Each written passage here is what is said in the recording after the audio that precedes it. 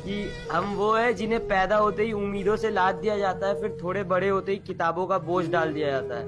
बड़े ओह! लाड से रखा जाता है, बड़ा प्यार किया जाता है, कभी-कभी गलतियों पर डाँट भी दिया जाता है, तो कभी-कभी शरारतों पर हमें मार भी दिया जाता है और फिर हमारे रोने पे हमें पुचकार दिया जाता है और बड़े प्यार से समझा दिया जाता है कि तुम लड़के हो, ऐसे रोया थोड़ी जाता है।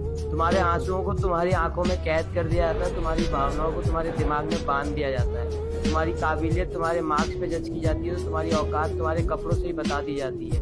तुम्हारी ताकत तुम्हारी बाजुओं से नाप ली जाती है, तो तुम्हारी खूबसूरती तुम्हारे शक्ल से ही समझ ली जाती है। तुम्हारी नाकामयाबी पर तुम पर हँसा जाता है, तो तुम्हारी सफलता पर किस्मत का टैग लगा दिया जाता है। तुम्हारे प्यार को कितना ईज़िली चुतियापा कह दिया जाता है, तो तुम्हारी की गई चीज़ों को पागलपन समझ लिया जाता है।